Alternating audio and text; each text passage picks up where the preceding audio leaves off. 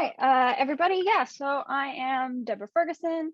I am currently a postdoc here at the University of Texas at Austin.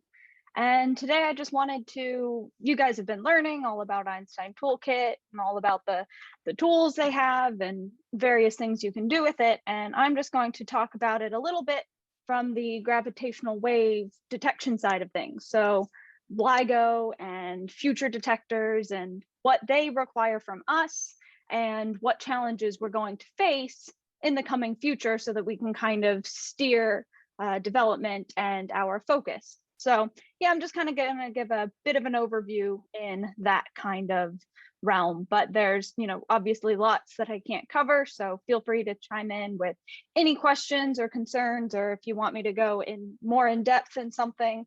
I'm not an expert data analysis, so depending on the question, I'll do my best, but hopefully I can point you in the right direction at least. So here we go.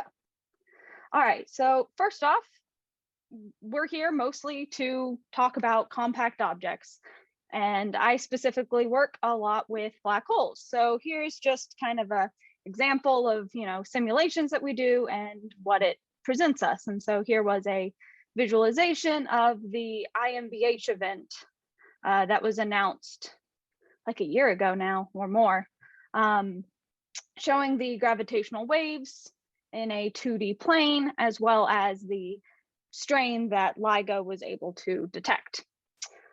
So that's what we simulate, and that's what black holes produce, is these gravitational waves. And this is a little demonstration of how LIGO goes about detecting those. So like I said, when the and like you saw in that last visualization, and like you probably already know, but when you have two black holes inspiraling and merging, they create these ripples that go out into space-time, or these ripples in space-time that propagate outward. And that's what we call gravitational waves. And that is what LIGO is trying to detect. And that's one of the things that we can extract from these simulations and then provide to LIGO. So how LIGO actually detects these is that it sends a beam of light down to a beam splitter that goes and reflects off of two mirrors. And so I paused here just to explain real quick what this animation is showing is as the gravitational wave passes through, it compresses and stretches the space-time in a way that when one arm of this interferometer gets longer, the other gets shorter, and it goes back and forth. And so when you don't have any gravitational wave passing through, for now, just assuming noise doesn't exist and we have this perfect, beautiful system, then the light reconvenes in such a way that it deconstructively interferes, and because they're out of phase with each other. And so then you wouldn't get any light here at the photodetector once the light reconvenes. However, as you stretch and compress the length of this arm, it changes the distance that the light travels, as you can see in this upcoming part of the animation. And so that change in distance causes the phase offset to change as the light reconvenes. So here you can see how it's interfering deconstructively. And then as it stretches and compresses, we're going to see it suddenly interfere constructively and destructively, thus causing this pattern of light that LIGO is able to detect. And that's what we see here.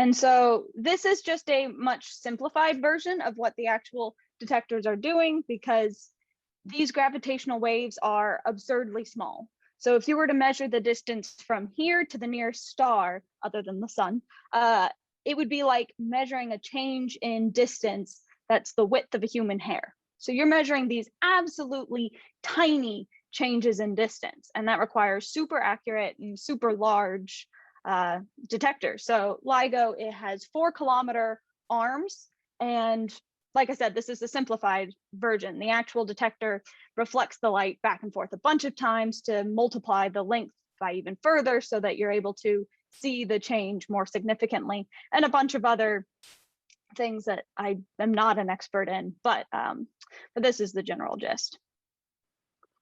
So currently, there are a number of operational gravitational wave observatories that have begun taking data, and some of them, like LIGO and Virgo, have been taking data for years and detected a number of gravitational wave sources from merging binaries. So we've got LIGO Hanford, LIGO Livingston, Geo 600, Virgo, CAGRA, which just joined us last year, and then LIGO India, which will be expected in the next several years. So we've got this whole network of gravitational wave observatories that are really starting to detect a lot of signals. So this was the first catalog of gravitational waves. You can see the chirp in the thing that we always call the chirp, which is the increase in frequency that you can see for all of these. And then here was the second transient catalog. And so we're up to 52 announced detections, I think, actually, now that the neutron star black hole mergers have been announced. So yeah, LIGO has detected a lot of binary black holes, a couple binary neutron stars, as well as now 2 mixed binaries, neutron star and black hole, as well as one event earlier that could be 2 black holes, or it could be a black hole and a neutron star. They're not super certain on that one because it's right in that weird mass gap where it's either the lightest black hole ever detected or the most massive neutron star. Either way, very cool though. But yeah, so LIGO has started detecting just an absurd number of these signals, and detecting these signals requires input from us. Yeah, I included this because I was talking about the neutron star black hole binary. So this is a visualization that I did for that announcement, showing the gravitational waves being emitted from a neutron star being swallowed up by a black hole. For this event, we expect that the neutron star was just gobbled up by the black hole in one go, and that's what you can see here. So that simulation was performed by Bhavesh Kamesra, by the way. Many of you may know him. All right, so now I've been talking about a lot of this earlier with the theory of, if there was no noise, it would just be easy to see these things, right? You would just see this beautiful little waveform. But unfortunately, there is a lot of noise. And so a lot of the work that LIGO puts in is actually in figuring out how to extract these gravitational waveforms from the noise. So that's like the detection side of things. There's 2 parts of what I'm going to talk a little bit about today.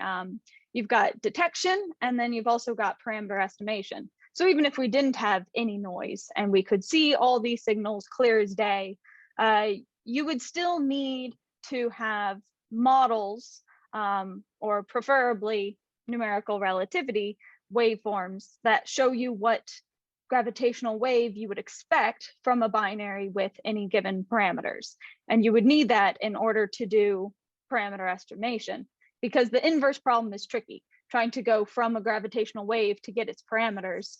What we need to do right now is have this large template bank of waveforms that you've created with given black hole binary parameters and the gravitational wave that you get out in order to understand what the actual signal is that you've seen.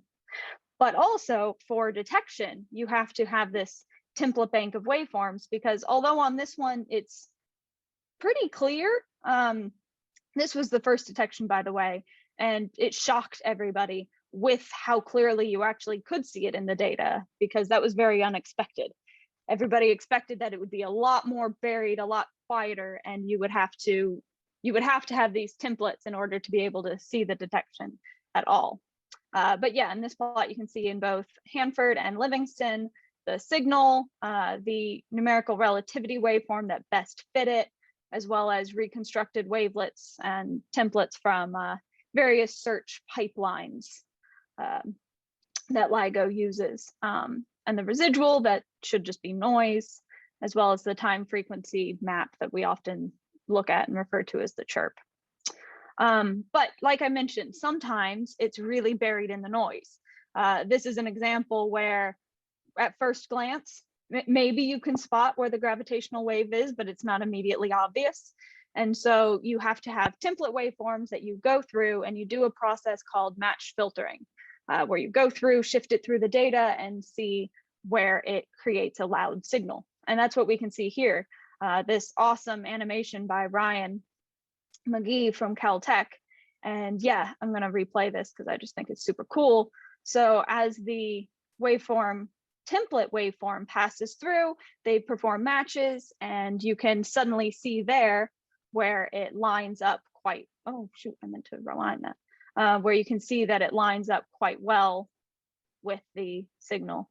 Let's see if I can move this forward and pause it. I just think it's really neat. Yeah, when you get it right there, as you see this peak, you can actually see in the data, oh yeah, look, I can see that that does actually line up quite nice. I just find that fun. But yeah, so they have these large template banks. Right now, a lot of these template banks that LIGO uses are created with models, but these models are trained on numerical relativity. So the tricky thing with numerical relativity is anytime you put in new parameters, you change the mass ratio, you change the spins, you need to perform a new simulation that takes weeks to months, depending on the parameters. But what's nice to have is where you can just plug in the values you want for mass, spin, et cetera, and it just outputs a waveform instantly using a analytical formula.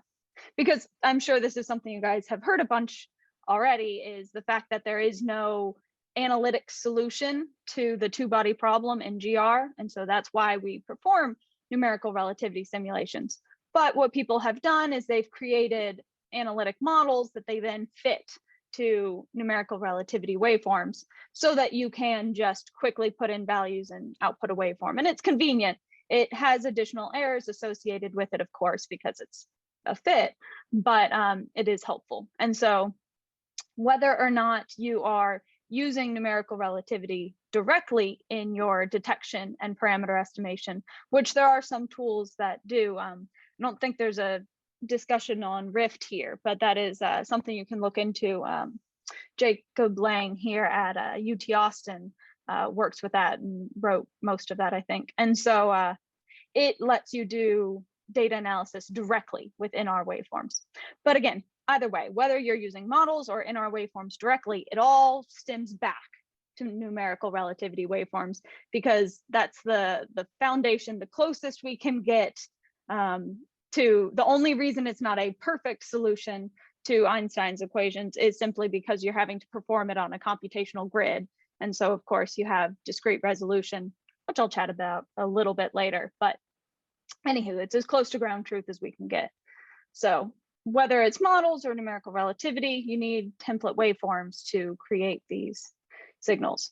So I've just now talked a lot about how you need numerical relativity to create these waveforms, but I guess that's not always strictly true, because it depends on the type of system that you're looking at. So for LIGO, we are looking at two comparably massed black holes right at the end, right as they're merging.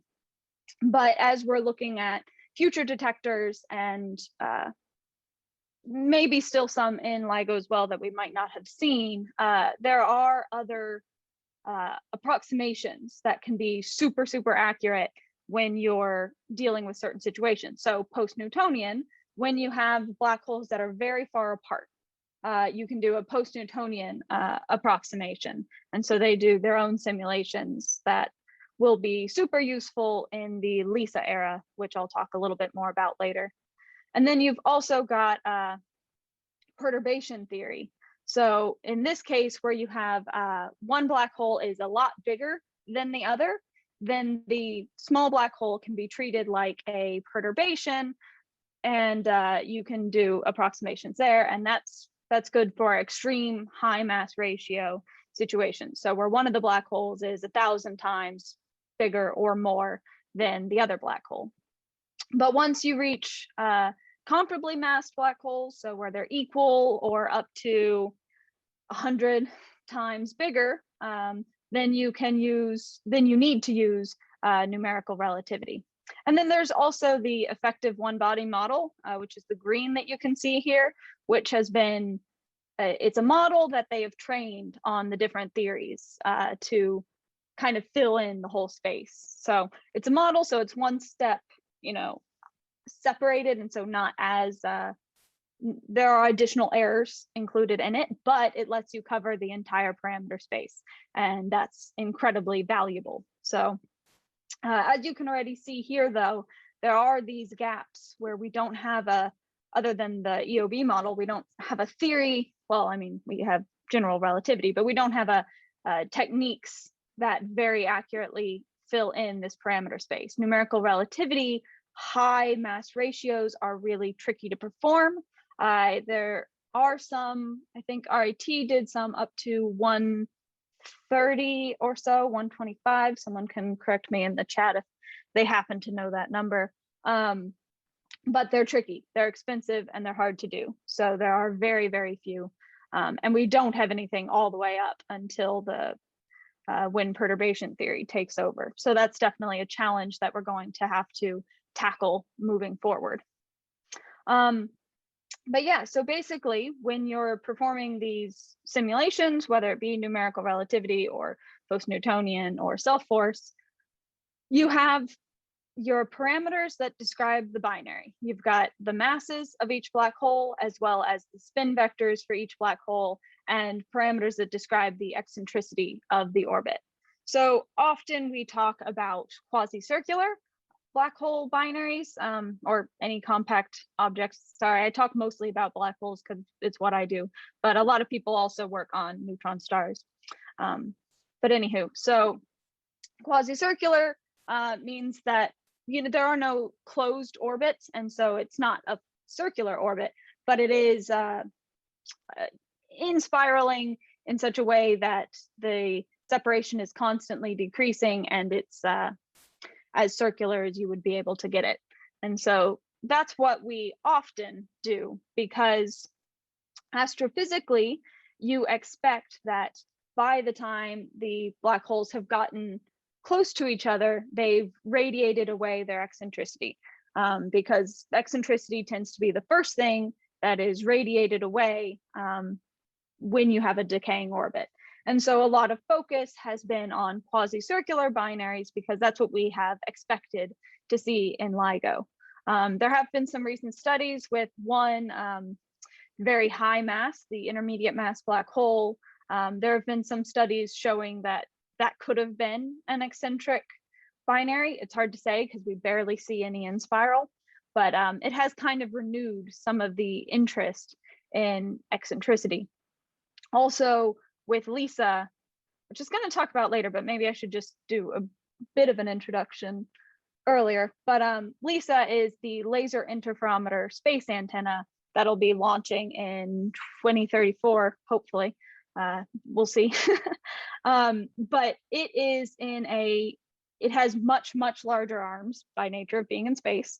And so it sees a lower frequency band. And what a lower frequency band means is that you can see higher mass black holes, as well as signals that will stay in, as well as the in spiral of lower mass black holes. And so those signals that we're seeing in LIGO now, we might have been able to see early in their in spiral when they were still very far apart in LISA. And at that point, you still have eccentricity coming into play. And so there's been a lot of renewed interest in the eccentricity parameter as well. So it was a lot of chatting to just define E here. Sorry about that. But yeah, so you've got these parameters, this 9-dimensional parameter space. In numerical relativity, we can collapse mass 1 and mass 2 down into just the mass ratio because we set our total mass to be equal to 1. Everything just scales with mass. And so we don't have to perform multiple simulations at different total masses. We can perform it at one mass and the whole thing scales from there. So we usually combine these into just a mass ratio parameter. But that changes the way that your gravitational wave looks. And so that's a lot of the challenge, and a lot of the interest right now is in, you get a signal from LIGO and you want to know what parameters described it. And that's one of the big roles of numerical relativity, is performing all these simulations so that you can see what system created that signal. All right, so a lot of the work that, well, just a brief introduction of what we do when we're preparing our waveforms for LIGO, because I've been talking a lot about what it is they need from us. Just a short introduction on what it is we have to do that. So first of all, using the Einstein toolkit, we extract psi4 from the simulation rather than the strain. So strain is what LIGO wants, it's what they analyze. And so what psi4 is it's the second time derivative of strain, and it's the more natural output for us. So it's what we extract, and then we have to turn it into the strain before we give it to LIGO. There are some numerical relativity codes. I think SXS natively outputs strain. So this isn't, the fact that we extract psi4 isn't true of all in our codes, but it is true for ours. And so we also extract it at a finite radius. So naturally, when we are detecting a gravitational wave, we are assuming that we are extremely, extremely far away from the signal. And so essentially we want to see what the gravitational waves would look like at infinite radius. However, we can't perform simulations with an infinite domain. It's, not possible and not practical to even do too far away, or else you just have extremely long, extremely expensive simulations. But there are some equations that have been developed where you can extract it at a finite radius and then use that to extrapolate it out to what it would look at infinite radius. And so that's what we do. We extract psi4 from the Einstein toolkit simulations at various finite radii. And we also have this junk radiation at the beginning, which is just an artifact of the simulations and is not it's not a physical thing, because in actual real life black holes, you assume that they have been in spiraling for ever, basically, since birth, maybe. It depends on the formation channel, but you assume that they've been orbiting since very, very, very far separations. But we have to start them at a finite separation. And I think you guys have or will hear a lot about initial data. So you've already heard, or again, will hear a lot about that topic. So I'm definitely not going to talk about that. But point is, this junk radiation is not something that LIGO would see or should see. So that is something that we have to clean up. I have a question. Yeah. Hi. Regarding those initial bursts of gravitational radiation, when we perform a numerical simulation and I don't know, for initial data, we set a particular value of the spin vectors, of the mass ratio, and of the puncture masses, and so on. Should we be worried about the difference in the actual values of spins and masses that are simulated and the ones that we put as initial data because of that initial burst of radiation that may alter those values, or they are just negligible because it is too small to be considered? So I actually love this question, because people in our group wrote a paper on this a couple years ago, maybe. Kenny Higginbottom. So I can actually, or if Miguel's in here, he can find the link and post it in the chat. The paper showed that it was negligible. The changes due to that burst of radiation were insignificant and made it where you don't need to worry about your parameters not being the same as what you define them to be. Okay. Now, typically LIGO still wants us to provide all of the parameters as they're defined after the junk radiation, partly because we do cut off that junk radiation. So our simulation starts earlier than what we actually give to LIGO. What we give to LIGO starts later. And so we do tend to define our, like when we're defining the metadata of the simulations that we give to LIGO. We define the parameters after the junk radiation when we've cut it. But we have shown that, yeah, it's negligible. So if you wanted it set at a specific frequency, at a specific mass, and you wanted that set, you don't have to worry about that having been affected by the junk radiation. Okay, thank you. Thankfully, because that would be a pain. But it's actually something that a lot of people have been worried about. So great question. All right, so oh no, okay. One moment, I have to turn on the light. I apparently don't move enough.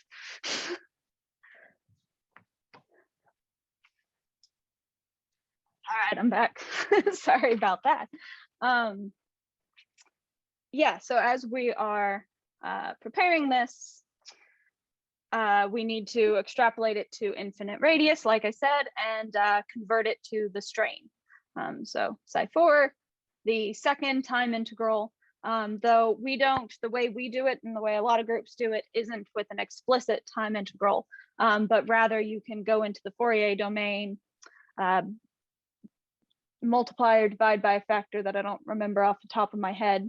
It's like 4 pi f or something, and then go back to the time domain, and that conveniently gives you the strain. So you can still see the impact of the junk radiation and whatnot at the beginning, but we cut that off when we send it to LIGO, and we also shift our time so that it peaks at t=0. So this is what we do when we're preparing for LIGO. A lot of small analyses. We do this per mode, per spherical harmonic mode, and then yeah, time shift it. And you time shift all the modes together, actually, but anywho. And we also window the end, which I haven't really shown here well, but that's just an artifact of moving to strain. So, and then, oh yeah, when we actually send it to LIGO, they don't want the real and imaginary parts. They want the amplitude and the phase, and also compressed. So we use the ROM spline library to compress all of each mode and store the amplitude and the phase into an H5 file. And so it makes it smaller. It's a format that the PyCVC and LOL inference or the LOL suite can read.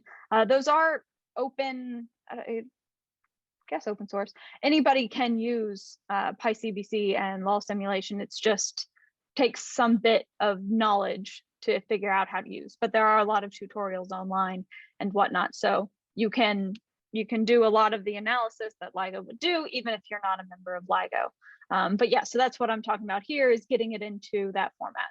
So it involves, turning it into the amplitude phase, compressing it, time shifting it, windowing, etc.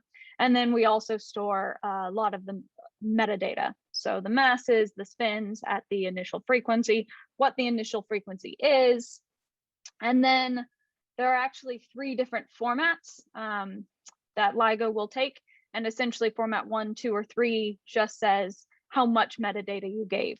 So if you provide the masses and spins as a time series for the initial black holes, then that's format 2. And if you also include the time series of the final mass and spin, that's format 3. So right now, most of the waveforms are in format 1, but we're definitely moving towards trying to make it format 3 because that gives people the most information that they can use. So now I've talked briefly about the future detectors, but I just want to talk a little bit more about them. So like I said, you've got LISA, which is in this triangular constellation that is in a heliocentric orbit, but trailing Earth. So it's, yeah, orbiting the sun, but following the Earth as we do it. And because of its super long arms, it is able to detect much higher masses. So in LIGO, everything we've been seeing has been, tens to 100 solar masses, but with LISA, it'll be most sensitive at 10 to the 6. solar masses. And so that's super exciting because we get to see this entire new frequency range. And you can also see that the SNRs are going to be huge, just massive. And so with LIGO, we've been seeing SNRs. I think the maximum SNR we've seen yet was, SNR is signal to noise ratio. That might be too much jargon, but the signal to noise ratio of, I think the loudest event was like 32. And so you can see here that LISA will see lots of signals in the hundreds of SNR, and many signals, at least some, up to like 3,000. And so that's just absurdly loud, which is going to be super cool. So much higher masses and high signal to noise ratios. And the fact that, I should have put a plot for this now that I'm thinking about it, but the fact that there might be some signals that we're able to see both in LISA and then in LIGO. So there will be some where we'll see the earlier in spiral throughout LISA, and then we might catch the merger in LIGO. And so that'll be super cool. Really excited for a lot of those. And then also with LISA being able to see these supermassive black holes, that provides a lot of insight into galaxy formation and things like that, which will be super interesting to the astrophysicists of the community. Then there's also Debbie, wait, quick question. Sorry. Yeah, go ahead. No, but there's a quick question in the chat. Naive question, but should these higher masses produce more easy to detect gravitational waves? Yeah, so that's the thing is, smaller objects merge at a higher frequency. And so that's why in LIGO, even though you would think just super large black holes should thus be much easier to see because they'll be louder, which is true. I mean, they do produce a lot more energy, but they merge at a different frequency. And that frequency, which frequency band you're able to see is dependent on the length of your arms. And so that's why LISA will be able to see much lower frequencies, is because they have so much longer arms. And those lower frequencies let you see the higher mass black holes. They will be extremely loud in LISA for sure. But that's why we can't see them in LIGO at all, is they merge before it's even a frequency band that LIGO can see at all. Okay. Now, we've also got Einstein Telescope and Cosmic Explorer, which are ground-based. And so they will be more like LIGO, similar arm length. Well, here you can see 10 kilometers, so larger, but not to the same degree as LISA. It'll allow us to reach to lower frequency, a bit lower frequency, but it'll be about the same range as LIGO, but much more sensitive. And you can see that here, Einstein Telescope will also be able to reach SNRs, hundreds, 200s, up to 3,000 as well. And we can expect similar things with Cosmic Explorer. So both of those are really making it exciting that we're going to be able to see these really loud signals, which will be cool too, because there's a chance there will be overlap between LISA's lifespan and Einstein Telescope. It's not guaranteed, but if there is, then there's the chance we can see signals in LISA and then catch the merger in Einstein Telescope or Cosmic Explorer, which would also be really cool. But with this also comes challenges. So I'm kind of actually underestimated how much time I had. So I could have gone a little more in depth here, but I was just going to touch briefly on some of the challenges that creates. One of which is that with these super high signal to noise ratios, also the fact that in LISA, signals stay in there for years potentially, which means you'll be seeing a lot of different signals all at once. So a lot of mergers at once. And so that means that when you are characterizing the signals and wanting to subtract it out of the data, you want to make sure that you don't leave behind a residual that could contaminate other signals or confuse the parameter estimation of other signals or hide them entirely.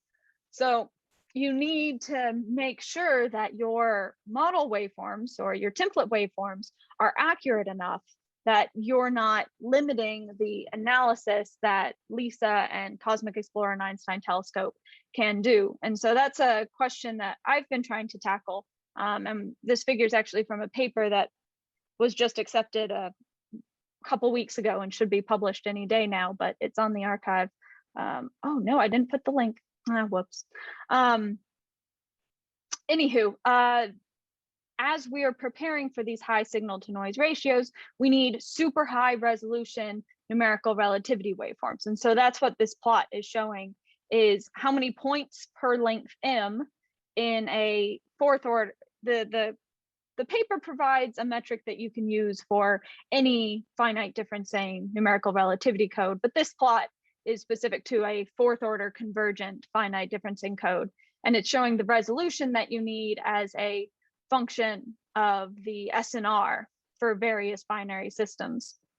And so you can see that as we push to these high SNRs that we might expect in LISA or Einstein Telescope or Cosmic Explorer, we're going to need to push to higher resolutions. This horizontal line is the highest production simulation that we have in our catalog, and it's 400 points per length m. We've done more, but that's the highest in our catalog, so that's what I've put here. And you can see that we're going to need to push up to thousands of points per m in order to not leave behind any potentially contaminating signals in the data. And at those high resolutions, the code does not really continue to scale as it's currently designed. There are already lots of efforts going into creating more efficient grids that'll completely revolutionize this and hopefully eliminate essentially the problem that I'm discussing here. But that's all that this plot is really trying to do, is to motivate the need for those new meshes, those new grid structures. So yay, people are already doing that. This is just telling us that we need to. So that's one thing, is that we need to reach these high resolutions to have really accurate waveforms. But we're also going to need longer waveforms because, like I said, some of the signals that we'll be seeing in LISA will be there for years and will be hundreds of cycles long.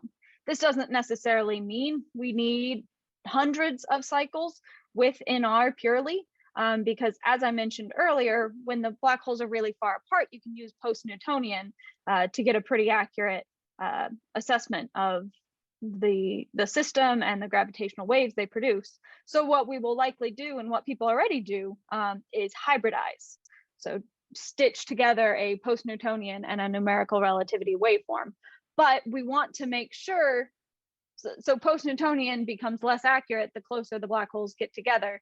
And numerical relativity accumulates errors throughout its simulation. So you don't want them to be too long, but we want to make sure that we can get them long enough so that we can minimize the hybridization errors, so that we're going far enough apart that post-Newtonian is still an accurate approximation, and we can minimize the errors that we have there. Also, like I mentioned earlier, we need to expand the parameter space. So push to higher mass ratios, since self-force is only good at extreme mass ratios, like around 1,000. And so we need to work on filling that gap best we can. And that's definitely a tricky problem that a lot of people are working on. So that'll be cool. And we also need to add more eccentricities. So the other problems are technical. The eccentricity is mostly just impact of time and just performing more simulations, because there wasn't much interest in eccentricity for a while, and now for LISA we'll definitely want to have eccentric waveforms. So that's just a matter of performing more simulations to fill in that parameter space. But it's a large parameter space, right? Because now you need eccentric simulations with all the different mass ratios and spins at all these different eccentricities. So creating a new degree in your parameter space definitely causes a lot of work, but there's a lot of 5 minutes. interesting questions that'll be answered with that. So yeah, just quick summary.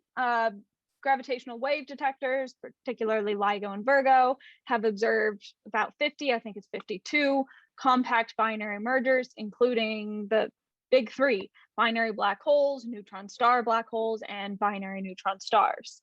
And searching for and characterizing these signals relies upon having template waveforms, and these can be generated via models or directly from numerical relativity, but even the models are trained on numerical relativity, so it all comes back to us. And then from raw simulations, I talked a little bit about some of the data processing that we have to do to get it into the format LIGO requires. And then as we're preparing for future detectors, there's still a number of challenges facing numerical relativity. So there's still lots of work for us to do as you're diving into this field.